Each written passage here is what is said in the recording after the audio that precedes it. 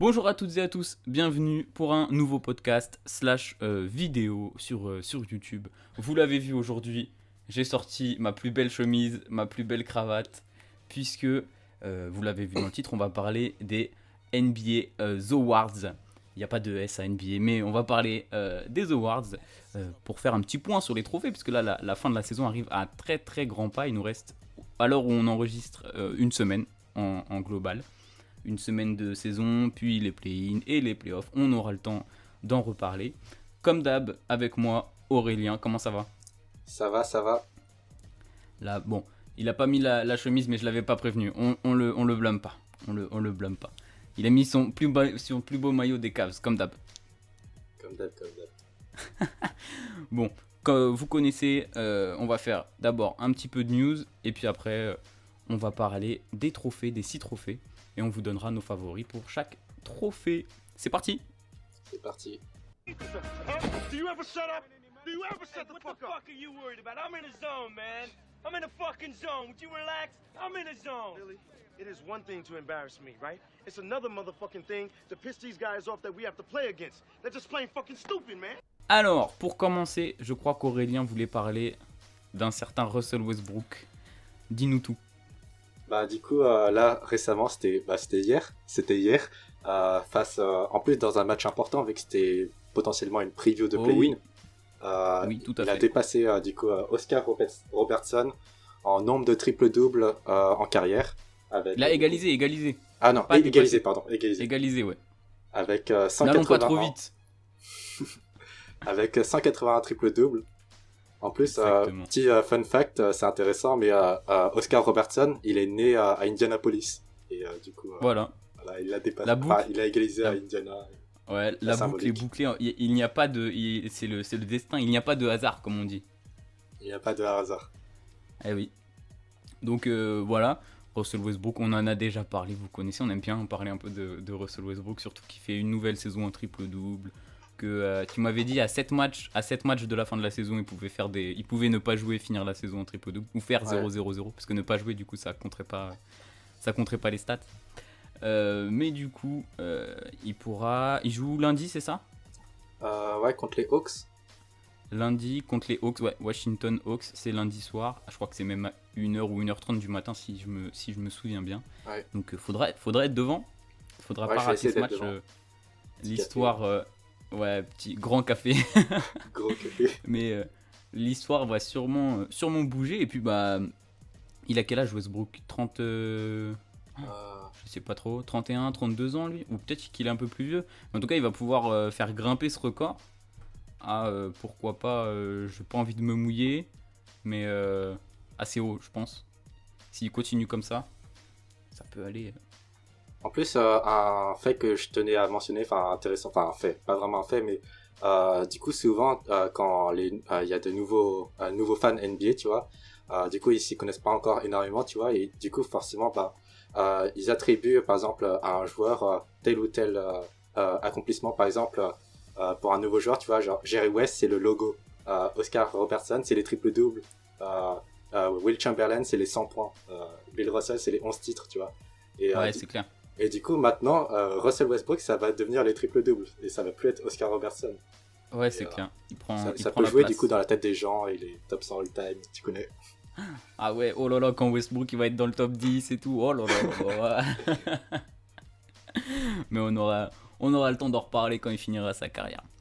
Bon voilà, est-ce que tu vois d'autres news que tu voulais aborder ? Moi j'ai pas forcément pris le temps, mais Ah oui, du coup, stat plutôt drôle. Du coup, sur les 4 de ces 5 dernières saisons, du coup, Russell Westbrook, sur 295 matchs, il a mis 136 triple-doubles, ce qui fait environ 46% des matchs en triple-double. Et sur cette période, il tourne à 43% au tir. Du coup, ça fait qu'il a plus de chances de mettre un triple-double que de mettre un panier. ce qui est plutôt représentatif du bonhomme en vrai. Hein. Non, je trouve ça serait incroyable. J'ai beau l'adorer. Là dernièrement, il nous a fait des triples-doubles en 10, 20, 20, mais par contre avec des 14% au tir, c'était un peu cata. Mais pour le coup, c'est vrai que cette stat elle est intéressante. J'ai Monsieur Statistique avec moi, toujours être bien accompagné. Mais du coup, non, bon, après, tu voulais parler d'autre chose ou pas particulièrement? Pas particulièrement, non, je ne sais pas. Récemment, du coup, là, hier, il y a Bradley Beal qui s'est blessé et on n'a pas encore d'update sur sa blessure. On espère que ça va aller pour lui. Ça peut être handicapant pour la fin de saison des Wizards qui sont en pleine bourre, forcément. Et voilà, vous voyez là, 22-11-11, 4ème saison en triple-double. Et c'est son record en carrière en assist par match Ah ouais. et en rebond par match également. Ah ouais, il fait une vraie saison quand même là. Au début, je crois qu'il l'a dit, il a dit qu'il était un peu blessé au début de la saison. Ouais. Et que depuis que tout va bien pour lui, en fait, Washington déroule quoi. Non, ouais, c'est le genre de joueur, on se dit que, enfin, parfois on se dit, en regardant les pourcentages, ouais, il est pas si fort que ça, mais non, si, enfin, t'as besoin de ce genre de joueur pour gagner des matchs. Ouais. S'il croque un peu des rebonds, moi je suis un gros fan de Westbrook, alors je peux pas, je pense que je suis pas assez objectif. Mais voilà, du coup pas d'autres news, on va passer direct au gros sujet dont on voulait parler, qu'on a préparé assez depuis longtemps. Ça fait longtemps qu'on voulait faire ça. Du coup, est-ce que tu veux qu'on commence par un trophée en particulier? Moi, je t'avoue que j'ai pas fait d'ordre du tout. Donc, si tu veux commencer par un trophée. Bah du coup, avec là, tu vas voir, je vais mettre un petit design. Mais du coup, sur le design, j'ai pas prévu de place pour les coachs et les GM, tu vois. Est-ce que d'ailleurs, t'as préparé du coup ton GM de l'année ou ton coach de l'année? Ah non. Et coach, oui, bien sûr. J'ai fait les 6 trophées. J'ai fait donc MVP évidemment, MIP, coach, rookie, défenseur et 6ème homme. Okay. Mais après, GM de l'année, GM. Waouh, oh là là, ah oui, carrément, avec les petits joueurs et tout. Alors ça, c'est la classe. Ouais, et tu vas voir, ça va être stylé. On pourra déplacer les joueurs et tout et les mettre dans notre tableau. Enfin, bref. Oh là là. Alors ça, là, il me régale. C'est une surprise magnifique. Bon, pour ceux qui sont sur YouTube, vous voyez qu'on devait avoir un deuxième invité. Enfin, je devais avoir un deuxième invité, donc un troisième luron qui n'a pas pu être là malheureusement. Mais ce n'est que partie remise et on le retrouvera, je pense, très prochainement parce que il était très déçu de pas pouvoir venir et voilà. On va pas étaler notre vie. Mais pendant que Aurélien nous montre un peu comment ça va se passer. Préparez vos arguments. Bon alors, bah du coup, je pense qu'on va monter. Comme ça me paraît assez intéressant ce que je vois. Roy MIP, 6ème homme, défenseur et puis MVP. Et puis après on pourra parler au pire des coachs et puis des GM. Okay. Mais bon, on va pas commencer avec le plus gros trophée directement. Ça me paraît un peu. Faut mettre un peu de suspense. Même s'il n'y a pas forcément de suspense dans cette course là. Ouais. Voilà, pour que les gens restent jusqu'au bout, évidemment, vous le savez. Le watch time. Très important. Du coup, au rookie de l'année. Et puis c'est bien parce qu'on commence avec un trophée où il y a quand même du débat. Il y a du débat, mais ça va surtout se jouer sur la perception de, par exemple, à quel point tu attribues de la valeur sur le fait qu'un joueur est présent ou non.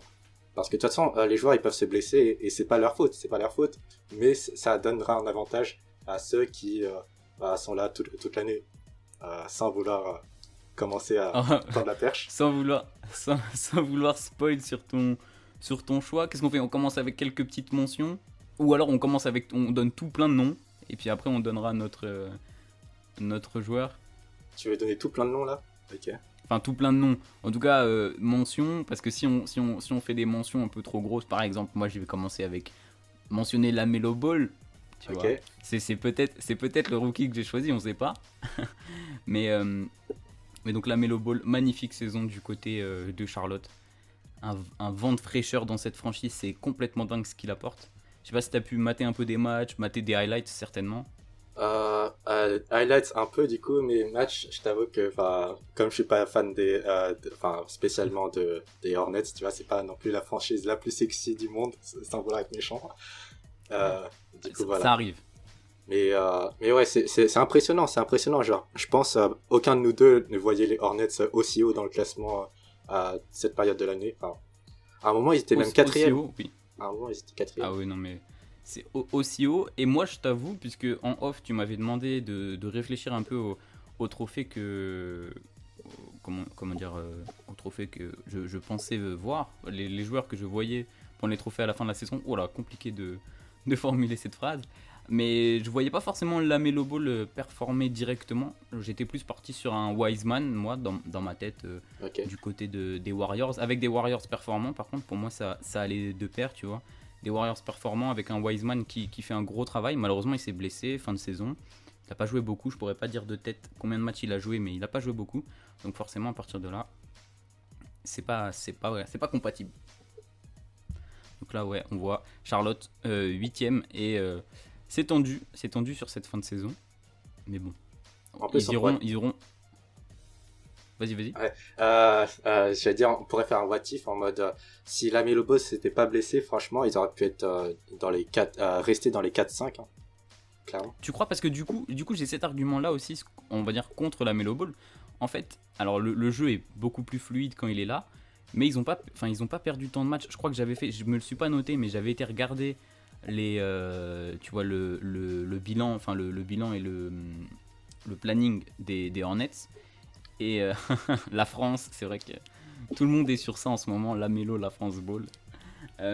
Mais ouais, en fait, donc en gros, il a manqué 20 matchs peut-être, tu vois, et ils ont fait 10-10 en gros. Mhm. Donc son absence n'a pas été si rédhibitoire, je dirais. Mais c'est vrai que sur le terrain, il affiche quand même un jeu magnifique. Tu veux parler peut-être d'autres rookies, Du coup, si je te laisse la main. petite mention à du coup Anthony Edwards, tu vois, petite mention. Je sais pas si c'est mon rookie de l'année ou pas, mais voilà. Petite mention. Et du coup, oui, il fait, enfin, il performe. Il est très bon scoreur. Oui. Franchement, l'année prochaine, avec Karl Anthony Towns et D'Angelo Russell, ça peut être très intéressant en soi.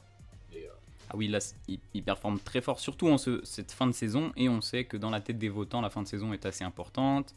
Quand tu commences à mettre 2 fois 42 points entre avril et mai, Ouais. ça commence à causer. Il est très très fort, très impressionnant. Il a été titulaire assez rapidement aussi. Bon, là, il y a pas mal de rookies qui ont été titulaires assez rapidement, comme du coup Anthony Edwards, Lamelo aussi. Je vois Tyrese Haliburton juste à côté d'Edwards, c'est bien ça? Ouais, c'est Tyrese. Tyrese qui a été pour moi, tu vois, dans mes notes, j'ai mis. Alors, il a été blessé aussi un petit peu, si je dis pas de bêtises. Ouais. Et pour moi, c'était un peu le Lamelo Ball en moins bon, tu vois. Genre, il a on va dire, d'autres qualités. Mais dans la course au rookie, il était comme Lamelo, donc c'est-à-dire un bon scoreur, assez bon scoreur, très clutch, un bon passeur, bon, un vrai couteau suisse, mais avec des stats un peu moins hautes. Ce qui fait que forcément, tout de suite, tu vois, et une équipe aussi qui performe moins que les Hornets. Du coup, je me voyais pas lui attribuer le trophée de rookie de l'année. Donc voilà, toi, je sais pas ce que t'en penses de Tyrese. Oui, pareil, je sais pas pour toi, mais pour moi, c'est vrai que le bilan collectif, après, c'est vrai que pour le rookie de l'année, souvent, au final, le bilan collectif, ça c'est pas vraiment pris en compte, mais globalement, pour les trophées individuels, j'aime bien, dans la mesure du possible, prendre en compte le bilan collectif. Oui, bien sûr. Mais c'est compliqué de faire l'entre-deux, parce que forcément, si t'es dans une équipe de merde, tu auras beaucoup de minutes, beaucoup de responsabilités, et du coup, beaucoup de stats. Et si t'es dans une équipe qui gagne déjà, du coup, forcément, t'auras pas beaucoup de responsabilités. Ouais. Et du coup, c'est compliqué. Pour les rookies, c'est vrai que c'est un peu tout l'un ou tout l'autre. Et pendant longtemps, la Melo écrasait clairement la course. Et malheureusement, cette blessure lui a un peu coupé les jambes. Je voulais aussi parler d'Immanuel Quickley, un petit peu, chez les Nets, qui pour le coup, lui, a pas mal joué. Dans une équipe qui performe. Et une grosse surprise aussi. Donc c'était vraiment pas mal. Mais il a eu une grosse baisse de régime. Et il y a aussi l'arrivée de Derrick Rose qui, on en reparlera un peu plus tard pour moi dans la course au 6e homme.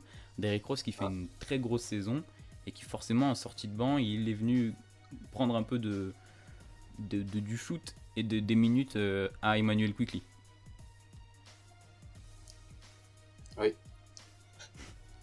Bon, du coup, après, il y a qui d'autre, je vois pas. Bon, les petits Peyton Pritchard, je sais pas si t'as d'autres mentions. Ah, j'avais pas vu. Forcément, Monsieur Okoro, je suis obligé de le mentionner. Bon, évidemment, Il a mis le maillot en conséquence pour défendre son poulain. Ah oui, vu qu'on parle beaucoup de stats, et c'est vrai que les rookies de l'année, souvent, ça se joue beaucoup sur la stat. Et du coup, Isaac Okoro, c'est pile poil l'inverse. C'est-à-dire que si tu regardes les stats avancées, PIA, tout ça, il est vraiment nul à chier, tu vois. Mais si tu regardes son impact sur le collectif, franchement, tu vois, les Cavs, tu vois, ils ont enchaîné pas mal de blessures et c'est ça qui les a niqués. Mais au début de la saison, ils étaient vraiment une belle équipe défensive et Isaac Okoro avait une partie de ses responsabilités défensives. Ah oui, ça c'est sûr. Bah, c'est pour ça qu'il a été drafté autour du backcourt scorer. Et puis même là, dernièrement, il a eu quelques responsabilités offensives. Il a fait un très beau match. Oui, c'est parce qu'il y a Darius Garland qui joue plus et du coup, on l'a mis un meneur sur quelques matchs et du coup, forcément. Ah bah tu vois, c'est vrai que j'ai pas du tout checké les. J'étais pas au courant de ça. Tu vois que Darius Garland joue plus. Il est blessé, Garland? Ouais, il est blessé. Il J'ai jouera dû pas ce voir la soir news également. passer, mais pas. D'accord, ok. Donc forcément, c'est tout bénéfique pour lui. Et après, je regarde dans les joueurs, je vois pas d'autres. Je vois un rookie en jaune sur la deuxième ligne, mais je suis pas sûr de moi. Ah oui, c'est un beau rookie ça. Par là, ouais. Non, je pense qu'on va trancher. Vas-y, donne-moi ton rookie de l'année. Anthony Edwards quand même parce que donc autant c'est vrai ça me fait chier qu'il gagne pas beaucoup de matchs, mais autant c'est vrai que le fait d'être disponible tous les soirs et de performer, malheureusement c'est pas de la faute de Lamelo, tu vois, mais voilà, c'est la course est souvent jouée entre ces deux-là et comme il y a eu la blessure de Lamelo, forcément. C'est vrai. Je suis entièrement d'accord avec toi. Sur mes autres trophées, pour pas trop en dire, j'ai récompensé aussi la présence sur tout le long de la saison, puisque Anthony Edwards, si je dis pas de bêtises, il a joué tous les matchs. Donc ça doit être 65 matchs, 67 matchs là, vu qu'il en reste très peu. Il a joué absolument tous les matchs. Il est énorme offensivement, surtout sur la fin de la saison.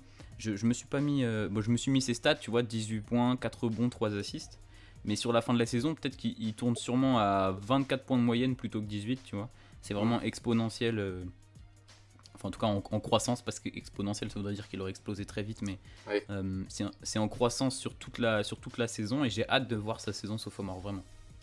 En plus, du coup, de toute façon, on en reparlera sur la disponibilité des joueurs. Et vraiment, cette saison, avec tous les back-to-back, les potentiels risques de blessures, etc., c'est vraiment dur d'être là tous les soirs. Ouais, exact. Bravo à lui. Il aurait pu, ouais, un gros GG, il aurait pu être reposé un peu par-ci, par-là, mais le coach lui a fait confiance, et pour le coup, je pense qu'il sera récompensé à la fin de la saison. On continue du coup. Ok.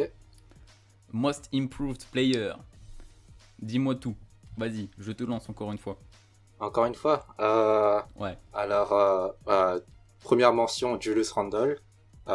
Forcément, il a fait beaucoup parler, surtout parce que les Knicks, là, du coup, ils sont 4e. Et du coup, qui dit performer collectivement, dit faire parler aussi individuellement.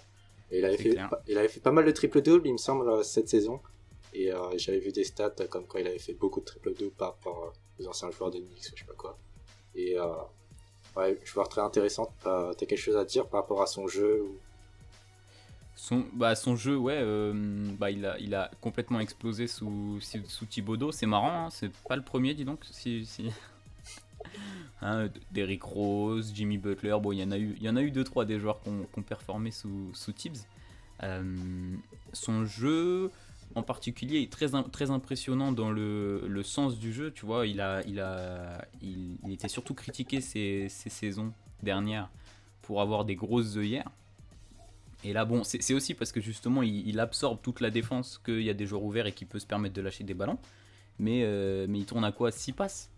Ouais, pratiquement 6 passes décisives de moyenne sur la saison. En termes purement statistiques, il pète pas des records, parce qu'il est à plus 5 points, plus 1 rebond, plus 3 assists. C'est pas énorme, il y a des joueurs qui performent plus que lui. Mais ouais, clairement, dans le statut qu'il a pris et la 4e place des Knicks, forcément ça pèse très très fort dans la balance. pour le trophée de MIP. Après lui, moi je me suis noté deux mentions. Ouais, voilà, que tu as mis. Christian Wood, je ne l'ai pas écrit, mais c'est vrai qu'il fait une grosse saison. Il a été aussi un peu blessé et les Rockets sont vraiment crado. Je sais pas si t'as eu l'occasion de le regarder un peu.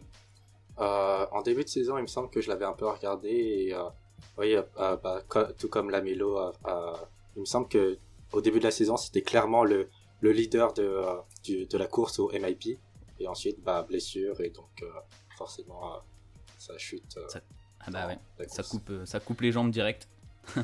sans mauvais jeu de mots. Je sais pas où est-ce qu'il était blessé, j'ai pas envie de pas envie de faire de bêtises. Donc Christian Wood, c'est vrai qu'il était très très impressionnant. Après c'est de bon augure, on va dire, avec pour les Rockets, surtout avec Kevin Porter Jr. qui lui aussi a été assez impressionnant. Bon, il sera pas dans cette course là, surtout qu'il est sophomore lui, ou il est en troisième année, je sais plus. Il me semble qu'il est sophomore. Ouais. Donc c'est rare. Tu as mis aussi, je suis entièrement d'accord avec toi, Michael Porter Jr.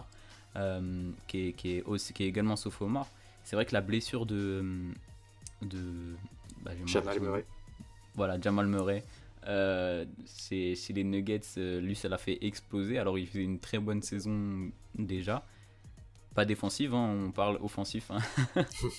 mais le fait que l'un des leaders des Nuggets soit out, ça l'a fait vraiment exploser derrière. Donc c'est normal, je comprends que tu l'aies mis. En plus, il y a les performances collectives aussi, en plus d'individuel. C'est vrai. C'est vrai. Les Nuggets, ils sont quoi, 3e à l'heure actuelle, 3e je crois. Donc forcément, ça joue dans la balance. Et Jeremy Grant, pareil, qui a fait forcément changement d'équipe, changement de statut également. Il est passé d'un gros défenseur dans une équipe intéressante à franchise player d'une équipe moins intéressante, pour rester poli. Du coup, les points ont explosé. Je crois qu'il est à plus 10 points comparé à la saison dernière. Mais il a fait une fin de saison un peu plus maussade, on va dire. Il a été blessé quelques matchs. Et puis son retour là sur la fin de saison, moi, on va dire qu'il me régale un peu moins que ce qu'il avait pu faire au début, dans les premiers mois. Donc voilà, donc 22 points contre 12 la saison dernière. Puis même en termes de surtout en termes de points, quoi, parce qu'après il prend un peu plus de rebonds, un peu plus de passes. Mais et dans les statistiques un peu plus avancées, ouais, j'ai pas vu s'il était plus précis au tir ou pas. Il prend forcément beaucoup plus de tirs, mais c'est kiff quoi. Il n'y a pas une énorme progression de ce côté-là. Je pense que c'est pareil que un peu comme le Roy. Enfin, le Roy, on est entièrement d'accord, mais Lamelo est revenu déjà. Donc forcément, s'il n'était pas revenu, là il n'y avait plus de débat. Mais il est revenu, il y a quelques personnes qui préfèrent lui donner le Roy qu'à Edwards. Pardon, mon téléphone est tombé. Mais là le débat du MIP, je pense que il n'existe pas. Vas-y, quel est ton... d'ailleurs, juste avant, une autre mention aussi que là je le vois dans mon tableau, du coup autant le mentionner. Donc pareil, c'est un sophomore, du coup qui dit sophomore dit très peu de chance d'être élu. Mais Michael Bridges, c'est très intéressant ce qu'il fait cette année et il est dans le système de Monty Williams et tout. Oui, j'adore Michael Bridges. En plus, tu l'as pas dans ta draft. Exactement, c'est ce que j'allais dire, oui. Il est dans mon équipe. Pour ceux qui suivent pas trop Instagram, qui sont pas au courant, on a un copain qui a créé une espèce de fantasy league et Michael Bridges est dans ma team. Et à côté aussi, Colin Sexton qui a pas mal. Je sais pas si statistiquement ça a explosé, mais pareil, il a pris une autre dimension, Sexton, cette saison. Ah ouais. Son match contre les Nets. Oh là là. Ça commence à remonter, mais c'est vrai que ce genre de match, ça pourrait être énorme dans le... Oui, voilà. Ouais, ça explose pas non plus, et puis son équipe est assez décevante, donc forcément. Mais en tout cas, il a fait une belle progression. Est-ce que tu avais d'autres mentions, du coup ? Du coup, une mention à Jaylen Brown, que j'ai failli oublier quand j'avais fait le tableau au début. quand j'avais créé mon tableau au début. J'ai failli l'oublier, et puis tu me l'as rappelé, et puis voilà, du coup. Oui, c'est vrai. forcément mention. C'est vrai qu'on a. Oui, c'est vrai que ça m'a fait rire parce qu'on en a discuté.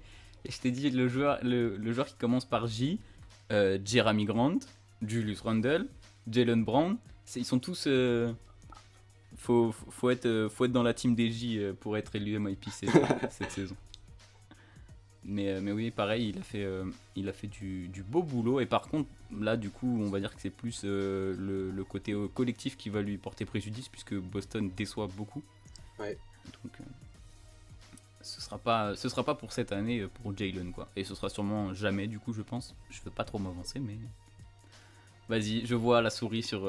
C'est mon MIP. C'est mon MIP. Moi, C'est ton MIP? Ok. Tu peux déplacer le joueur de ce côté. Bah, c'est mon MIP aussi. C'est mon MIP. Ouais, je vois qu'on est d'accord. Est-ce qu'on va être d'accord partout? Non.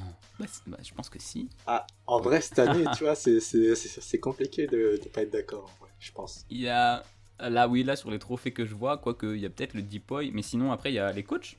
Où moi j'ai noté pas mal de coachs. Ouais, les coachs, là, il y a moyen qu'on ait des coachs différents, en vrai. Et que, franchement, Ouais. c'est... On aura le temps d'en reparler. Allez, on passe 6e homme. 6e homme, bon, c'est pareil, on va faire quelques mentions, mais la course est pliée depuis la première semaine presque. Hein, je veux pas abuser, mais il y a un mec clairement qui est trop fort. Pareil, vas-y, je te lance. Est-ce que t'as 2-3 petites mentions à nous donner? Du coup, donc là, tu es en train de parler d'un mec. Donc, je vais parler d'un de ses teammates qui est un peu sous-côté. Joe Ongle. Joe Ingles. Joe Ongle. Franchement, en vrai, il fait une très bonne saison, hein, Joe Ingles. Niveau statistique, niveau efficacité, et forcément niveau collectif. Évidemment. Et du coup, oui, il est en sortie de banc, du coup, Joe Ingles. Oui, j'imagine, Oui, bah, c'est vrai que Utah a cet avantage-là de ne pas avoir été trop touché par la pandémie, on va dire. Et du coup, il y a vraiment... il a fait quelques matchs en titulaire. Il a fait sa plus grosse partie, évidemment, en sortie de banc. Et Utah a cet avantage d'avoir vraiment un 5 majeur. Après, il y a eu quelques blessures, mais le 5 majeur et les remplaçants, vraiment... c'est découpé aux petits oignons par Quinn Snyder, quoi. Donc c'est vrai, petite mention pour Joe Ingles qui se débrouille pas mal. Pareil, il y a une équipe où il y a 2 joueurs. Je sais pas si t'as mis les 2, je vois Shake Milton. C'est Shake Milton. C'est Shake Milton que t'as mis, je crois. Enfin, je vois pas bien, donc c'est un peu petit, mais Shake Milton qui fait une très belle saison. Donc plutôt du côté offensif. Oui. Je vois beaucoup mieux. Donc plutôt côté offensif de Philly, et de l'autre côté du terrain, il y a Matisse Thybulle ou Tibul, je sais pas comment les gens ils disent, mais on va dire qu'il y a un beau duo du côté des Sixers aussi. Sixers qui performent collectivement. Aussi, c'est vrai. C'est vrai qu'il y a que des joueurs que des équipes qui performent collectivement. Enfin, là je vois deux joueurs où ça performe un peu moins. Mais tu voulais parler de Carmelo Anthony? Vu que je sais qu'il y a beaucoup de fans de Carmelo Anthony, et ouais, c'est plutôt intéressant ce qu'il a fait cette année en sortie de banc. Non, malheureusement, du coup, pour lui, les résultats collectifs ne l'accompagnent pas dans son dossier, et du coup voilà. Et intéressant. Ouais, là, il est passé combienième all-time, là? 9e ou 10e? 9e ou 8e, ça se trouve, mais 8e, ça me... 9e, au moins 9e, je crois. Ah bon? J'ai pas envie de dire, je me souviens plus de mes postes. Donc, et bon, voilà, donc fallait le mentionner.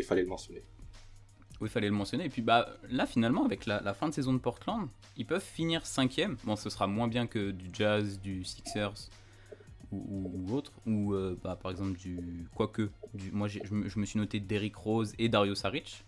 Tu vois, Saric qui a fait pas mal de... dans l'aspect un peu couteau suisse en sortie de banc, je l'ai trouvé très très cool du côté des Suns. Franchement, les Suns ils régalent cette année, y a pas à dire. Donc Dario Saric qui a manqué aussi pas mal de matchs et qui niveau statistique est très faible comparé à d'autres. Derrick Rose, j'en ai parlé deux petites secondes, qui tourne à 14 points de moyenne, qui a changé d'équipe en cours de saison pour revenir chez les Knicks. Donc voilà, 14 points, 2 passes, 2 rebonds, 4 passes, qui revit. C'est cool de revoir Derrick Rose à ce niveau. Il a pas le niveau qu'il aurait dû avoir, mais c'est vrai que ça fait toujours plaisir de le voir s'épanouir. En plus, dans une équipe qui est compétitive maintenant, donc là, Et dans un gros marché. Régale. Et dans Un gros marché. C'est vrai qu'il envoie du highlights. Qui est-ce que j'ai d'autres? T'as d'autres joueurs, toi, à mentionner ou... Du coup, je vois dans mon tableau qu'il y a Montrez Harrell. Ouais. Et il n'y a pas Tim Mills aussi dans mon tableau. Bah, ah ouais, j'avais pas vu Chris Boucher. Tiens, moi, je m'étais noté Chris Boucher. Mais c'est vrai que t'as mis pas mal de joueurs pour le... Bah, un peu Ouais, comme en le plus, MIP. C'est vrai, Chris Boucher, il est à la fois dans la course de MIP et 6ème homme en soi. Enfin, c'est vrai qu'on en a pas parlé, mais il fait une très belle saison, Chris Boucher. Qui est surtout en sortie de banc. Il a joué un peu titulaire, mais en sortie de banc, il a été plus efficace, on va dire. Moi, mon 13, je le vois pas aller faire le doublé. Hein. Enfin, je pense que personne ne le voit aller faire le doublé. De toute façon, à part vraiment les gros fans des Lakers, tu vois. Moi, je suis fan des pas Lakers. un gros fan des Lakers. Si, mais je sais garder une certaine objectivité, on va dire. Ok. Donc voilà. On tranche. Ok, on tranche. Vas-y, tu veux commencer? Vas-y, pas de débat. Jordan Clarkson, on n'en a pas parlé en plus, mais je pense que si pour ceux qui suivent un peu le basket de près ou de loin, vous avez vite compris que ce serait le joueur qu'on a choisi. Comment? Jordan Clarkson, JC, Jésus-Christ. Ouais, JC, ouais, voilà. C'est un peu ce qu'il fait en ce moment chez le Jazz. Je me suis noté ses stats, 17 points, 4 rebonds, 2 assists. Bon, il n'est pas là pour faire des passes ni prendre des rebonds forcément. Il est vraiment là pour péter le banc adverse. Je crois que, je me suis noté, seul gros scoreur de la team en sortie de banc et 30% de usage rate sur la globalité. Ce que j'ai trouvé énorme parce qu'il est, je crois qu'il est juste derrière Donovan Mitchell en gros. Donc, ouais. Donc c'est vraiment sortie de banc. Tiens, prends les clés du camion et tu nous emmènes. Pas forcément vers la victoire, mais en tout cas... Et au final, est-ce qu'on pourrait pas dire que c'est un peu ça, le 6ème homme un peu typique, c'est vraiment quelqu'un en sortie de banc qui est là juste pour scorer et voilà. Si, clairement. Je sais pas si ça pourra changer, mais on le voit les dernières années, hein, que ce soit Eric Gordon, Lou Williams évidemment, et il y en a un que je suis en train de manger son nom. C'est pas grave. Qui c'est qu'à... Attends, Lou Williams? Ah bah Jamal Crawford. Avant Lou Williams. Encore un JC. Ah ouais, bah là, tu vois, MIP, le prénom commence par un J. Il faut être JC pour être 6ème homme de l'année. Mais ouais, du coup, il a tout pour lui. Le scoring, des pourcentages pas trop dégueux en plus, je crois. Le poste, j'ai envie de te dire, même si ça veut rien dire. Et évidemment le collectif, puisque Utah, meilleure équipe de la ligue, qui d'ailleurs avec sa victoire sur les Spurs cette nuit, ils sont allés chercher leur 50e win de la saison. 50e. Ça s'applaudit. Je regardais ça ce matin, j'étais assez impressionné. Pour une équipe que personne prend sur Touquet, c'est pas mal. Du coup, on passe au DPOY. Vas-y, je te laisse prendre les rênes comme d'hab. Du coup, première mention à Miles Turner, même si du coup là, il est blessé. Comment on dit, RIP? Non. PA lui? Non. Bon, bref. Le pauvre. Si. Bref. RIP, Bref. Ça marche. Ouais, RIP pour sa blessure, qui fait bien chez Indiana. Mais bon, c'était à mentionner. De toute façon, je pense que tout le monde l'avait en 3ème, et ensuite il y a les deux autres. Oui, c'est vrai que là, c'est un peu une course. On verra qui tu choisis, mais c'est un peu une course avec deux principaux concurrents entre Rudy Gobert, vive la France, et Ben Simmons, vive l'Australie. Aucun. Si quelqu'un nous écoute d'Australie, qu'il se manifeste. Voilà, qui mettent Ben Simmons dans la boîte pour voter le DPOY. Et ouais, juste pour parler 2 secondes de Miles Turner, c'est vrai que En termes de contreur, il n'y a pas mieux actuellement. Je j'ai pas les chiffres, mais il est premier contreur. Il est premier rebondeur aussi, je crois. Je Donc crois, je crois que ça il a doit les... faire entre Capella et Gobert. Ah ouais, peut-être. Ah oui, Capella qui a joué plus de... Et en moyenne, Miles Turner, il cause pas. En tout cas, en moyenne de contre, c'est clair, Ouais, non, il cause qu'il pas est... trop en rebond. Ah oui, non. En effet. En effet, mais ouais, moyenne de compte 3,4, hein, c'est énorme. Ça fait longtemps que, vous le voyez, il a été meilleur contreur sur les dernières années. Et 3,4, ça fait longtemps qu'on n'a pas vu autant de contres. Mais bon, ce n'est pas les stats la défense, comme on dit dans le milieu. Ah, c'est vrai, mais quand t'es pivot, ça aide. Ça aide parce que les rebonds, c'est important. Enfin, moi, je trouve ça important. Et après, forcément, les pivots, ils prennent beaucoup de rebonds. Mais un joueur comme Ben Simmons, qui est assez grand, au final, il pourrait prendre pas mal de rebonds, tu vois, même défensif. Même s'il défend évidemment surtout sur les extérieurs, il est capable de défendre sur tous les postes, mais il défend surtout sur les extérieurs. On va dire que c'est moins simple de prendre des rebonds quand tu es au niveau de la ligne de 3 points. Mais il pourrait tourner à 10 rebonds de moyenne. Il est pas si loin, il est à quoi 7-3. Donc il est pas si loin. Je sais pas toi, qu'est-ce que tu penses de Ben Simmons? Plutôt team Ben Simmons ou Rudy Gobert? Là, direct, du coup, Team Rudy Gobert. Mais c'est vrai que c'est pas non plus si clear cut, tu vois. C'est pas non plus en mode comme les trois précédents, tu vois. Ça joue un peu plus. Ça joue un peu plus. Ça joue, c'est vrai que je suis plutôt Rudy Gobert aussi, du coup je me suis noté 13 rebonds de moyenne, 2,8 blocs aussi, c'est pas mal. Il est le meilleur rebondeur en termes de nombre et deuxième en moyenne. La position du Jazz évidemment, puis les defensive ratings de chaque équipe, c'est assez important. À l'heure actuelle, le Jazz, ils ont le 3e rating, si ça n'a pas changé durant la nuit, mais j'ai dû regarder hier ou avant-hier, donc 3e ratings. Et Philly, est-ce qu'ils ont la meilleure défense ou en tout cas, ils doivent être top 5. Hein. Ouais, ils doivent être pas mal. Et ouais, pour aller sur les stats avancées, il me semble qu'il y avait aussi pas mal de stats avancées, defensive plus minus, je sais pas quoi, qui allaient plutôt dans le sens de Rudy Gobert finalement. Et Ah oui, j'ai vu passer des trucs comme ça où genre le Jazz sans Rudy ils prennent 110 points et avec Rudy ils prennent 100 points, ce qui est énorme. Donc je suis pas exactement sûr des chiffres, mais en tout cas un truc comme ça où j'ai halluciné, je me suis dit, parce que tu sais les gens ils aimaient bien comparer entre qui est le plus valuable entre Rudy et Donovan, et en fait certaines stats qui montrent que c'est Rudy, bon, je sais pas si c'est un débat qui a vraiment lieu d'être. Mais ça peut être assez intéressant. Bon, on a tranché rapidement, mais moi j'avais Michael Bridges en mention, qui est très fort, qui est dans l'une des meilleures défenses de la ligue, dans l'une des meilleures équipes, encore une fois, et qui prend tout le temps le meilleur joueur adverse. Donc à partir du moment où ta mission c'est ça, je pense que tu es considéré comme un bon défenseur. Et Isaac Okoro, un peu tôt, on verra. Je pense qu'on lui laisse un peu de temps, mais il ira certainement le chercher aussi. Hein.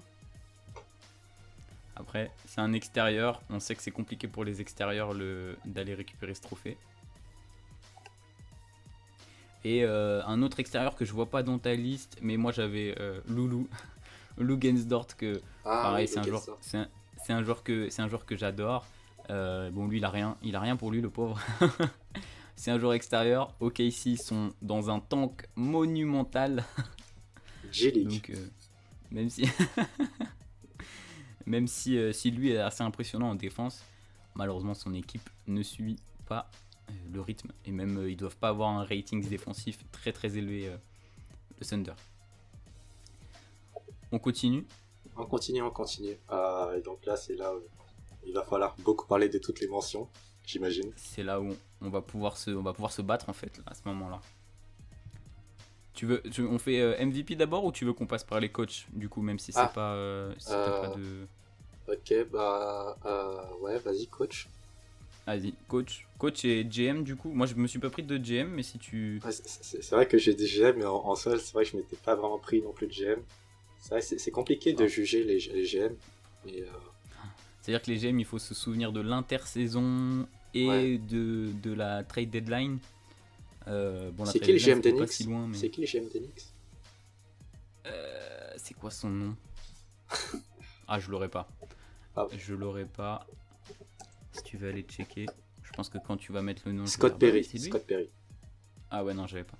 Je pense que j'étais resté sur le dernier GM un peu mauvais. Ouais, le GM d'Enix, ce serait intéressant. Qui c'est qui a fait une grosse intersaison, une grosse trade deadline? Et que, on parle souvent de l'arrivée de joueurs, mais aussi l'arrivée des coachs, c'est très important également, tu vois. Et C'est l'arrivée vrai. de Tom Thibodeau. C'est clair. Voilà. Ça fait la diff. Ça fait la diff. Mais donc, du coup, qui dit GM dit coach.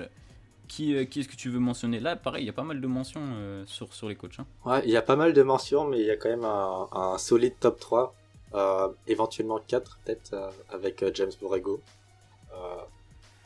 Ouais, c'est vrai que James Borrego, tu vois, je me le suis pas écrit. Toi, t'as un top 3. Moi, j'aurais genre un top 5 très difficile à départager. Ah Parce oui. que top 3, tu mettrais qui dans ton top 3 sans ordre? Sans ordre, bah du coup, donc le coach d'Enix Tom Thibodeau, le coach des Suns Monty Williams et le coach du Jazz Quinn Snyder. Ok, et par exemple, et donc par exemple du Doc Rivers et du Steve Nash, tu les mettrais pas? Bah c'est vrai que faut les mentionner, tu vois, mais peut-être pas au même niveau, ouais. Mais c'est vrai c'est vrai que c'est pas assez apprécié ce que les types de coach en mode un peu manager. Il y a les coachs stratégiques et les coachs managers. On le sait.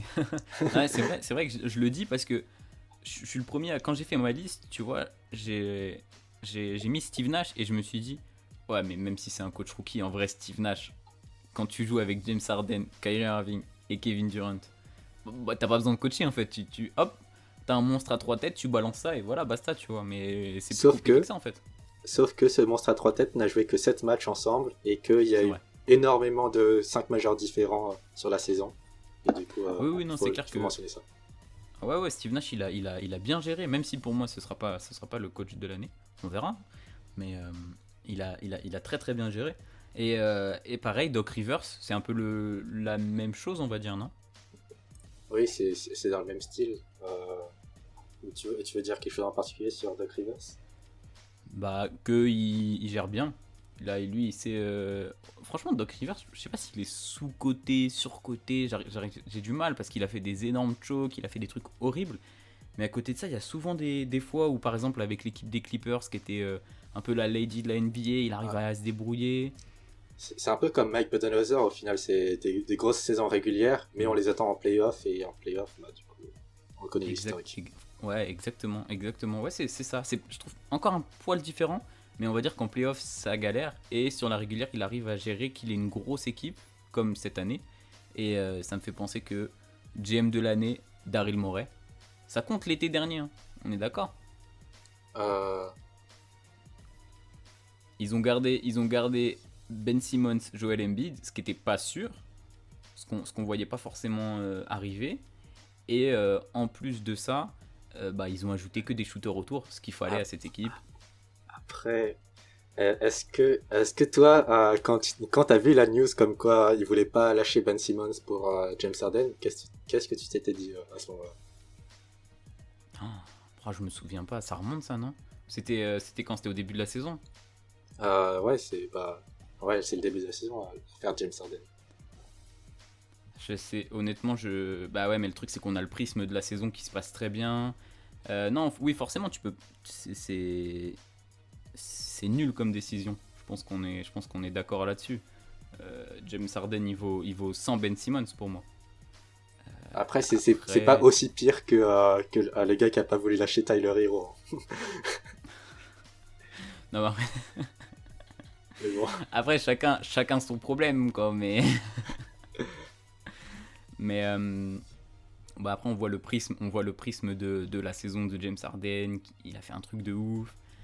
C'est vrai qu'au début, quand tu me dis ça en décembre et que je vois James Harden arriver, même si ça lui porte pas de problème, parce qu'il a toujours été un peu comme ça, quand je vois James Harden arriver bully de ouf avec, on va dire, 30 kilos de trop, même si j'exagère, je comprends, tu vois, que tu hésites à échanger ton meneur titulaire qui fait du travail au final. Donc moi je mettrais GM Daryl Morey. Mais pour revenir sur les coachs, oui, Doc Rivers, c'est pareil. J'ai quand même le même trio que toi. Et après, Tibbs, il fait vraiment un truc incroyable.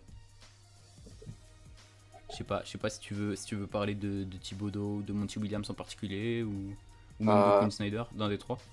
Après, du coup, donc là, je suis un peu biaisé, mais c'est parce que du coup, récemment, tout est relatif, mais j'avais écouté une interview de Michael Bridges, il me semble, et il avait dit, il me semble que bah il aimait bien son coach. Enfin, après, c'est normal, un joueur ne va pas dire qu'il aime pas son coach, mais enfin voilà, ça se sentait que. Un Trae Young. Enfin, voilà. Du coup, ouais, ça a donné des points bonus dans ma tête pour Monty Williams. Pour Monty Williams, qui est un bon gars. Ouais, voilà. Mais j'ai un autre argument, pour. Bah, attends, on fait le reveal maintenant ou... Bah, comme tu veux, vas-y, comme tu veux. Si tu veux donner ton coach, vas-y, envoie.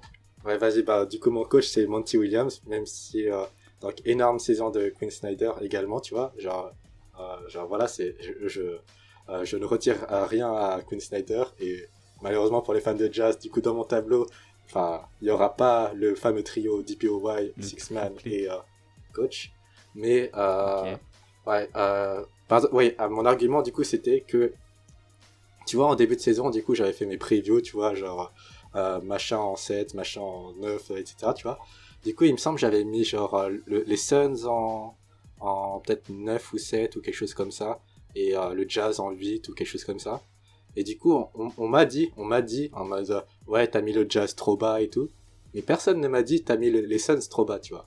Et pourtant, là, du coup, Ouais. quand on regarde, Suns et Jazz, tous les deux, les meilleures équipes de la NBA en bilan, tu vois. Et du coup, juste pour le côté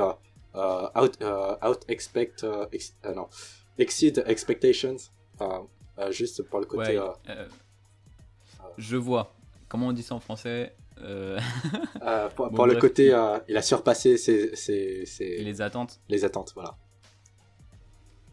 Donc, Monty Ouais, Williams. c'est clair. C'est clair. Ok, Monty Williams, ok.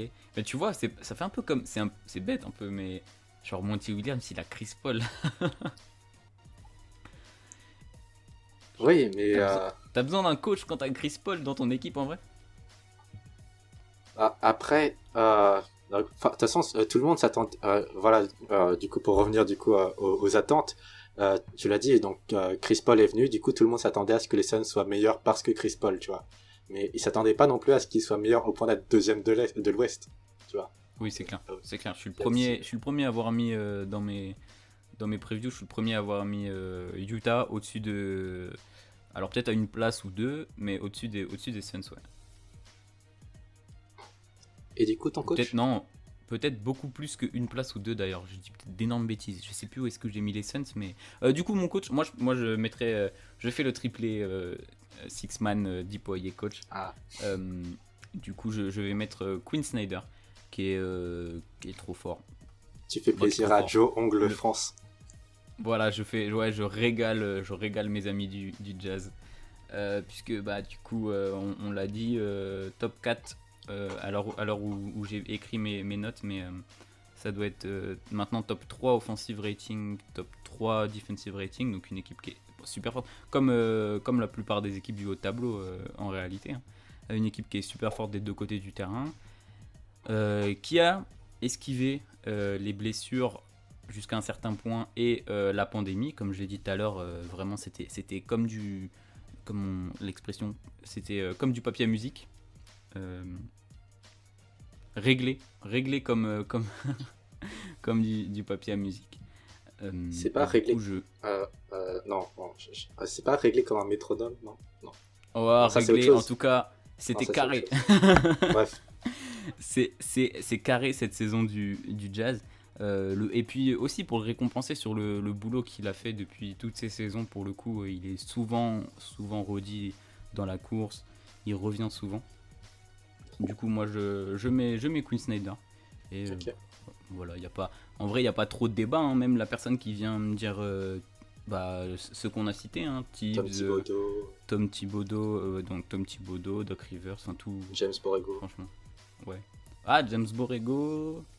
Il a quand même un cran en dessous, James Borrego. Oui, ouais, un cran en dessous quand même. Ok. Voilà, on a fini avec les coachs. On a fini avec les coachs.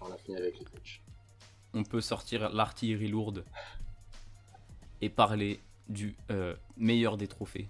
Du trophée. Est-ce qu'un Européen, un troisième Européen d'affilée, bon, dont 2 fois Giannis évidemment, mais va récupérer le trophée de MVP? Vas-y, je te laisse à toi le dance floor. Bah, du coup, vu que tu viens de me parler d'Européens, ça fait penser à cette anecdote, stat, bref. La dernière fois qu'il y a eu 3 fois d'affilée un MVP européen, du coup, c'était la seule fois de l'histoire, c'était quand Nash a fait le doublé et ensuite suivi de Dirk Nowitzki. Donc, c'était en 2000... dans les milieux d'année 2000. 2005, 2006, 2007. Voilà, c'est ça. Tu me bah dis, hein, 2008, c'est compliqué.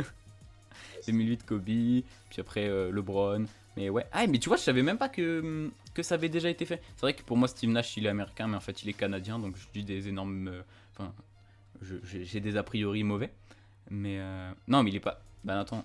Ah oui, bah non, je confonds européen et international, pardon. Oh là là. Ouais, parce que là, j'étais en train de me dire, bah du coup, il y a un truc qui va pas. Mais ouais, du coup, ce serait la première fois. Bah, on parle d'Européens. On va commencer avec Giannis. Je vois que tu l'as mis. Ok, Giannis.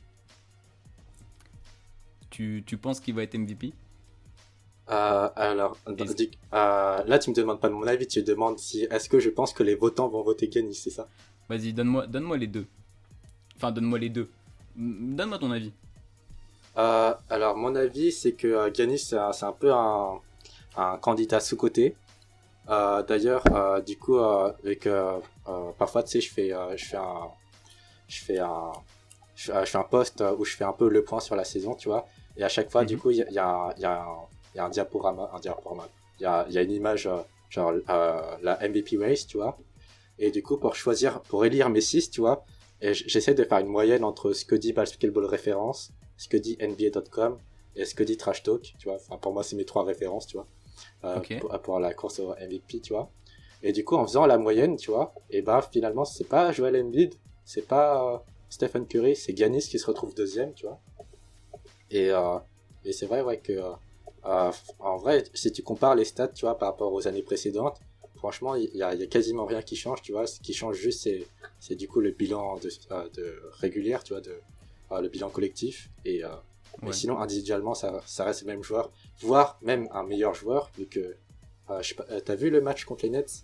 Du coup, j'en ai vu un sur les deux qui ont été, ils ont fait un back-to-back ou en gros quelque chose comme ça, quoi.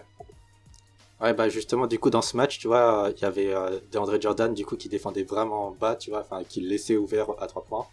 Et Giannis, du coup, je crois, dans les 2 matchs, il a pris environ une bonne trentaine de shoots, tu vois, ce qui est un record pour lui, je crois. Et du coup, il a vraiment shooté à 3 points. Et au final, ça va, c'était pas non plus dégueulasse, tu vois, ses pourcentages à 3 points. Et en plus, il avait des fade-away et tout, enfin, franchement... Ouais, il a régalé, j'ai vu, je vois de quoi je vois de quoi tu parles, du coup.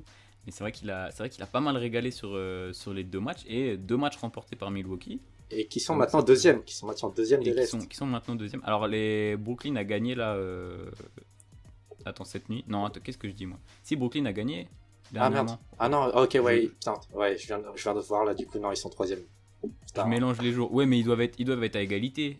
Il doit y avoir Philly avec 3 matchs d'avance sur Milwaukee. Ça joue à 1,5. Un demi. Ouais, tu vois, comme Brooklyn a gagné. Mais ouais, voilà, Philly a 3 matchs. Et puis après, c'est très très serré. Bon, je pense pas que les Bucks peuvent finir premier du coup. Donc ils feront moins bien que les 2 saisons dernières. Mais pourquoi pas une 2e place? Et je suis d'accord avec toi sur le fait que Giannis est vraiment sous-coté. Bah après, on le sait en fait. Ça fait 3 ans, et on commence à avoir l'habitude, tout simplement. Voilà, c'est le côté habitude. C'est malheureux, mais bah, on a l'habitude d'un mec qui tourne en 30, 12, 6, quoi. donc ouais, on va dire que ça joue contre lui, le fait qu'on ait l'habitude, peut-être envie de changer aussi, tu vois. Je serais le premier à me dire, bah, ce serait incroyable qu'il fasse un triplé, mais ce serait cool que ce soit un autre joueur. Ouais, en plus, un truc qui m'a vraiment déçu aussi, c'était que parmi les votants, il me semble qu'il y avait des arguments comme quoi ils voulaient pas donner leur vote de MVP parce qu'ils ne voulaient pas que Giannis se retrouve dans la catégorie des Larry Bird, Will Chamberlain, Bill Russell, enfin dans la catégorie Ouais. des triplés, tu vois. De MVP. Ouais, mais on est d'accord, c'est bidon ça comme argument. Ouais. Oui, même si, bah, après, si tu le fais pas, ça peut pas arriver, tu vois. Il y a forcément des gens qui se sont dit, ah bah, Larry Bird, trop fort, allez, une troisième fois MVP de suite. Donc, moi, ce sera pas mon MVP cette saison. Mais je comprendrais complètement que quelqu'un vienne et me dise, bah, pour moi, Giannis, il mérite le triplé, quoi. Enfin, ça, après, j'ai envie de dire, quel que soit le joueur, on est censé comprendre l'autre et accepter les différences. Et, Oui, pour ceux qui sont ouverts d'esprit, après, il y a des gens un peu plus fermés, tu vois. Bon, on a fait un beau passage sur Giannis. Est-ce que tu veux parler d'un autre joueur? Je vois qu'il y en a pas mal là, hein. Ouais, j'ai essayé de mettre enfin, pas mal de joueurs, quoi. Bref. Il y a un gros. Je suis un peu triste, il manque mon favori. Non, je déconne. T'as pas mis Damian Lillard? Ah non, ouais, j'ai pas mis Damien Lillard. Bon, Et, c'est pas grave, on peut. Moi, je me le suis noté, on peut en parler 2-3 petites secondes avant d'enchaîner sur d'autres joueurs. Bah là, il est incroyable sur les derniers matchs qu'il fait. Il a fait encore une grosse saison. On connaît Portland, c'est tout le temps pareil. Il y a des blessures dans son équipe, du coup, faut qu'il surperforme. Du coup, c'est ce qu'il fait. Il fait des gros buzzer beaters. Enfin, il régale, mais malheureusement, son bilan, il va jouer contre lui. Et, ouais, et il fait partie de cette catégorie des joueurs qui performent énormément, mais que le bilan ne va pas permettre de. Donc, Ouais. par exemple, un autre joueur de cette catégorie, Luka Doncic, que je n'ai pas mis dans mon tableau, Exact. mais qui est totalement dans cette catégorie de énormes joueurs individuellement, mais le bilan collectif. Voilà. C'est clair. Ça, c'est sûr. Donc, pas de Luka Doncic, enfin, pour moi, en tout cas, je pense que si je dois faire un top 3, je sais pas trop mon troisième, il y a clairement un duo. Après, le troisième, je saurais pas trop dire. Ça, Mais je sais pas trop quoi dire. Steph Curry aussi, qui est dans cette catégorie-là, qui est incroyable sur le mois d'avril, qui fait la même chose en mai. Donc il aura certainement des voix. Même lui a dit qu'il méritait d'être MVP. Ça m'a un peu... Je m'attendais pas à ce qu'il dise un truc comme ça, Curry, quand même. Ouais, c'est vrai qu'on a cette image de comme quoi Curry, c'est un joueur un peu humble et tout. Et bon, après, t'en sais rien, ça se trouve, son agent lui a dit dis ça comme ça va t'aider pour les votes et tout. Ouais, grave. je sais. Tu vas, ça va faire du buzz. Ça se trouve, même Ben Simmons, ça se trouve, c'est son agent qui lui a dit vas-y, dis dans les médias que tu dois être le DPOY, comme ça tu récoltes quelques voix. Ouais, je sais pas. C'est vrai qu'on n'a pas parlé de ça. Une petite parenthèse sur le Deep Boy. Même si Rudy il a pris des énormes sauces contre des gros pivots, je le mets quand même. Voilà, je le mets quand même. Même s'il a pris d'énormes sauces. Ah, même Ben Simmons, il a pris des énormes sauces en soi. Oui. Les Ouais, deux. mais c'est vrai que Rudy, genre Ben Simmons, il a pris des énormes. Il y a Devin Booker que je vois dans le tableau qui lui a fait mal. Après, je sais pas s'il défendait forcément sur lui, mais Rudy, quand c'était Nikola Jokic, il se faisait détruire. Quand c'était Embiid aussi. Il y a un autre pivot, mais j'ai pas noté, je saurais pas redire. Mais c'est vrai qu'il s'est pas mal fait bousculer. Après, il a fait des énormes perfs, il a fait du 20-20, il a fait des grosses perfs, quoi. Et ça me fait rebondir sur le fait que là, cette année, on voit un peu la résurgence des pivots, tu vois, il y a un peu le retour de pivots dominants, et ça fait plutôt clair. plaisir. Enfin, je pense, en tout cas. Après, je sais pas Bah, si ton avis. c'est... Ouais, bah, on va dire que ça tourne un peu. Enfin, c'est la roue tourne, quoi. On a toujours, on va dire que on est toujours basé sur un jeu essentiellement à l'extérieur, mais ça fait du bien aussi de voir une bonne grosse raquette et des bonnes grosses bastons dans la raquette, quoi. Et en parlant de raquette, tu voulais parler de quel autre genre? J'en vois plein là, des joueurs potentiellement MVP. Alors, du coup, j'ai envie de parler d'une autre catégorie, pas la catégorie, du coup, énorme joueur individuel, mais qui performe pas, mais l'inverse, tu vois, genre, la catégorie, donc, les équipes performent énormément, mais du coup, comme le joueur, je sais pas si c'est une question de médiatisation, ou de stats, ou de quoi que ce soit, mais il est pas assez mis mis en avant de la scène, sur le devant de la scène. Et donc par exemple des Donovan Mitchell, des Devin Booker, des Chris Paul, tu vois, dont les équipes performent énormément, mais on se dit que individuellement ça mérite peut-être pas forcément de MVP. Je sais pas ce que t'en penses de cette catégorie. Ouais, je suis d'accord là, le trio qu'on voit, Donovan Mitchell, Devin Booker, Chris Paul, ça mérite pas, enfin pour moi, parce que même si si leurs équipes sont de grosses surprises, bah, et qui trustent un peu la tête de la NBA, bah, y a d'autres équipes qui sont tout aussi bonnes en fait. Enfin, on va dire que même si Philly ils ont le même bilan que les Nuggets qui sont troisième de l'Ouest, bon, allez, entre une équipe, je fais pas trop la différence entre un mec qui va tourner en 24-4-4 dans la première, enfin si justement je fais une différence entre un mec qui va tourner en 24-4-4 dans la meilleure équipe de la ligue et un joueur qui va tourner en 27-11-7 dans la troisième équipe, quoi, tu vois. Enfin, au final, le bilan pour moi joue un peu moins que les statistiques individuelles et on va dire ce que montre le joueur sur le terrain aussi. Ouais, vu que du coup là tu parles de bilan, c'est vrai qu'en vrai au début de la saison, tu vois, genre j'avais tendance à dire des Mitchell ou des Booker, tu vois, pour les MVP parce que tu vois, donc les principaux bestiaux, tu vois, il était pas non plus, enfin là tu vois, il est troisième, tu vois, les principaux bestiaux, tu vois, et en début de la saison, il me semble, il était dans les cinquièmes de l'Ouest, tu vois. Et pour moi, je me disais, oui, tout à fait. cinquième de l'Ouest, tu vois, j'ai pas forcément envie de donner mon vote, tu vois. Et c'est vrai que du coup, troisième de l'Ouest, c'est vrai que ça change pas mal. Oui, ça change, il y a un gap, mais on va dire tant que ton équipe elle est dans le top 3, voire top 4, voilà, je vois pas trop de différence. Forcément, quand tu commences à être 5, 6, 7ème comme Westbrook a pu l'être 3 fois, enfin a pu être MVP en tournant triple-double, forcément là ça fait un peu plus causer. Mais un mec qui est 3ème, ça va moins jaser, quoi. Petit jeu de mots. Parce qu'à côté de ça, on a donc LeBron, parce qu'il y a eu pas mal de blessures, on l'a dit, il y a eu pas mal de blessures dans la saison, et du coup il y a des joueurs qui étaient très très bien partis là, donc 2 joueurs, un jaune et un noir que je vois, qui étaient très très très très bien partis, qui pour moi étaient dans le top 1, top 2, et qui sont blessés. Donc je sais pas ce que t'en penses. Ah, je suis un peu triste pour LeBron du coup, parce que c'est vrai que ça aurait été incroyable, tu vois, d'être MVP à 36 ans et tout. Et du coup, non, ouais, forcément, ça aide pas les blessures. Et d'ailleurs, en parlant de blessures, fait qui était très intéressant à un moment, enfin, du coup, là, c'est plus d'actualité, mais à un moment, du coup, pendant qu'il y avait les discussions de MVP, du coup, donc, tout le monde avait donc soit Jokic, soit Embiid. Voilà, spoiler. Mais justement, du coup, à ce moment précis de la saison, et du coup, tout le monde avait mis de côté du coup LeBron parce que blessé. Mais à ce moment de la saison, j'avais vu sur une vidéo YouTube, bref, que Joel Embiid, il avait autant de matchs joués que LeBron James. Et pourtant, tu vois, on avait écarté LeBron et pas Embiid, tu vois. Bon, maintenant, c'est plus d'actualité, du coup, vu que LeBron est toujours blessé, et Embiid non, du coup. Ouais. Ouais.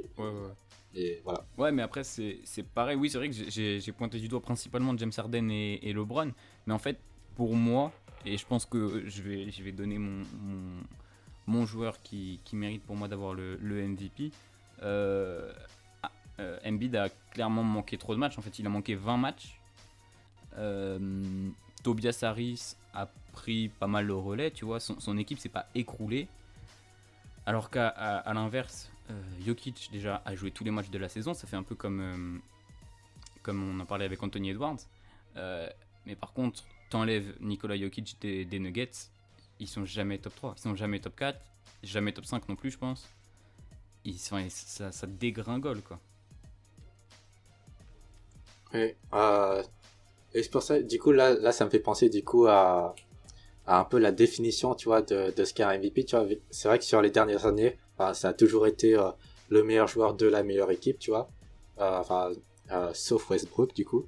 Ouais, souvent un MVP, du coup, donc il faut quoi? Il faut donc une équipe qui performe, il faut des stats individuelles, il faut du coup de la régularité, et la régularité, du coup, ça va à travers le fait de ne pas être blessé, même si c'est pas forcément ta faute que tu sois blessé, mais bref.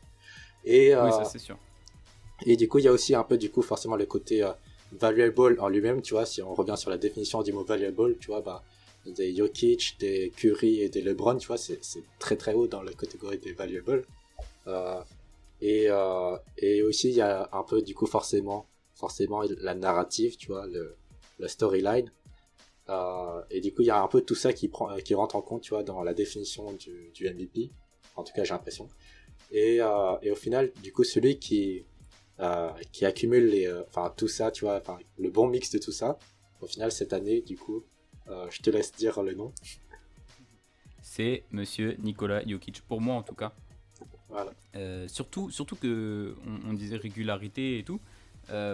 Jokic, enfin les Nuggets sont top 5-6 début de saison et Jamal Murray qui se blesse, ben en fait ils gagnent des places au classement quoi. Ils rentrent dans le top 4, dans le top 3 même et tout ça grâce à Jokic. Donc ce sera pour moi le MVP 2021 et il y a pas trop de débat. Je pense que tout le monde, en plus on a vu les premiers sondages qui sont sortis. Honnêtement, surtout au moment où c'était un peu serré, on va dire, entre les gens, ils aimaient bien mettre Embiid, d'autres Jokic, et les premiers sondages, on va dire entre guillemets officiels, qui sont sortis, il y avait aucune hésitation possible sur Jokic quoi. Non, ouais, si débat il y a à avoir, ce serait plutôt sur le 2 ou 3, tu vois, sur les podiums, tu vois. Mais ouais, Ouais, pas sur... mais ça change pas. Enfin, si, vu que maintenant on a le podium, enfin, on a même plus que ça, je pense, puisqu'on a toutes les voix qui sont données. Oui, bah, je mettrais. Ouais, c'est quand même assez compliqué, parce que si Embiid il fait une grosse saison, pour moi, il a raté pas mal de matchs, hein, surtout qu'elle a été raccourcie la saison. Donc.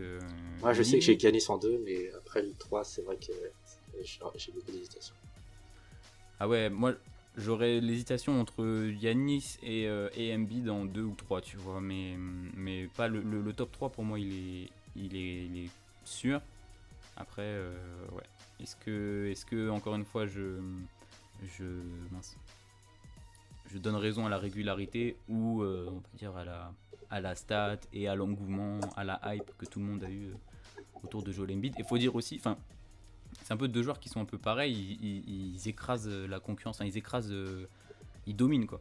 Voilà, c'est ça le bon mot. Ils dominent quand ils sont sur le terrain. Embiid c'est hyper impressionnant, il démonte toutes les raquettes quoi, partout où il passe. Et Giannis, même si c'est pas le même poste, pas vraiment le même rôle, c'est pareil au final quoi. En plus, du coup, fait intéressant à mentionner, c'est quand la dernière fois qu'il y a eu un MVP pivot? Parce que du coup, Giannis c'est poste 4, Kevin Durant poste 4. Ça fait 20 ans. Je me suis pas noté ça sur mes notes, non, mais ça fait 20 Chaque. ans, presque tout pile. Ouais. Ok. Chaque. Ouais, donc Duncan c'est un poste 4 et Kevin Garnett un poste 4. Pour moi, et Dirk aussi. Ouais, dire aussi. Parce que Dirk il a fini plutôt 5, mais ouais, moi j'avais pris Shaq en référence parce que Timmy, ouais, après chacun son choix, mais ouais, pour moi, surtout Kevin Garnett en 2003-2004, je sais même pas s'il a joué pivot Garnett sur la fin de la fin de sa carrière peut-être, mais pour moi Garnett en 2003-2004 c'est plus un poste 4 clairement quoi. Et en plus, du coup, quelque chose que je tenais à mentionner également, tu vois, c'est donc là, du coup, on voit le dernier pivot MVP, tu vois, c'est Shaq, tu vois. Et Shaq, c'est un peu un pivot, enfin, entre guillemets, classique, tu vois, en mode, il va dans la peinture, il post-up, il prend des rebonds, etc., tu vois. Et Jokic, c'est vraiment, c'est comme si Larry Bird était un pivot, tu vois. C'est tellement atypique comme profil. C'est clair. Et du coup, j'ai envie de dire que un autre argument, tu vois, pour le fait que j'aimerais donner à mon vote pour lui, c'est aussi pour le côté que un peu historique, tu vois, c'est tellement un profil particulier et spécial, tu vois, dans l'histoire de la NBA que j'ai envie de lui donner qu'il ait un MVP, tu vois. Ouais, le bonus quoi. Le bonus spécial. Voilà, c'est ça. Non, c'est vrai, qu'il régale, on en a pas parlé trop, mais il régale sur le terrain, c'est trop bien de le voir jouer, c'est à la fois marrant et impressionnant. De voir ce grand bonhomme un peu flagado là, mettre une pilule à tout le monde, c'est trop bien. Quand on sait les qualités athlétiques de la plupart des joueurs, je dis pas qu'il est pas athlétique, Jokic, mais bon quand même quoi. Il y a une différence entre un Nikola Jokic et un Joel Embiid, clairement, ou un Giannis. Bon bah voilà, je crois qu'on est d'accord partout, sauf sur le coach où il n'y a pas le visu, c'est dommage. Ouais, non, désolé, Mais désolé. du coup, bah non, bah c'est pas grave. Mais du coup, voilà, on a fait le tour. Voilà nos NBA Awards à nous. Je sais pas si t'as un truc à rajouter. Pas vraiment, juste du coup pour la prochaine fois, on va sûrement faire les previews des playoffs, alors soyez là. Oh oui, on va se retrouver très vite. Là, ça faisait 3 semaines qu'on n'était pas actif. Enfin, on est actif, on va dire, sur les réseaux, mais que podcast ou vidéo n'était pas sorti. Là, on va arriver avec les playoffs. On va avoir des choses à dire. Ça va être super intéressant, que ce soit. On ne sait pas encore si on va faire des previews incluant le play-in et un bracket complet sur tous les playoffs ou juste des previews sur les premiers tours. On va voir, on va gérer ça. Peut-être les deux, qui sait, si on est vraiment motivé. En tout cas, voilà pour nos NBA Awards. Comme d'habitude, n'hésitez pas à partager podcast, vidéo, allez voir nos réseaux sociaux. BasketX, qui s'y connaît plutôt pas mal quand même, hein. Ce nom est pas très bien choisi. Non, Comme- quand comme le mien. quand j'ai commencé mon compte Instagram, en vrai j'étais un BasketX quand j'ai commencé. Tu vois. Il va, Et- va falloir te renommer Statistics. Mais du coup, voilà, je vous laisse aller comme d'hab. Il y aura tout ça soit dans la description du podcast et de la vidéo. Partagez, j'ai déjà dit, je crois, mettre des pouces, des étoiles pour nous faire monter le référencement, comme tout le monde dit en fait. Voilà, je vais mettre une cassette audio qui dit tout ça. Aurel, on se retrouve la prochaine fois, la semaine prochaine, hein, je pense. Semaine prochaine ou début de semaine d'après, quoi. Très très vite en tout cas. Et puis on vous dit au revoir et salut, bonne soirée.